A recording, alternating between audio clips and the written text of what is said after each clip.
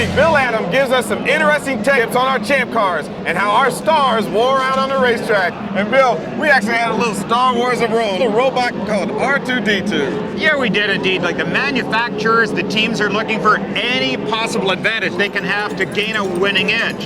And this week, we're going to show you something that you never think is any sort of problem at all.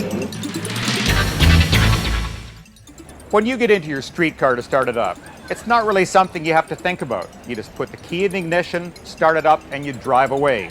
But for a racing engine, well, that requires a very special treatment, and you have to take a lot of extra care. These engines are built with a lot of different materials which expand the track at different rates. In fact, some of them, like the Mercedes engine, are built with no gaskets at all. Little pieces of material that normally take up some of that expansion.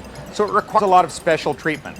Now, one of the things that makes it critical is that they have to have these engines up to temperature before they even try starting them. And this is where an interesting little machine comes into play. This was developed by Mercedes-Benz. They affectionately call it R2D2, just like the little Star Wars character.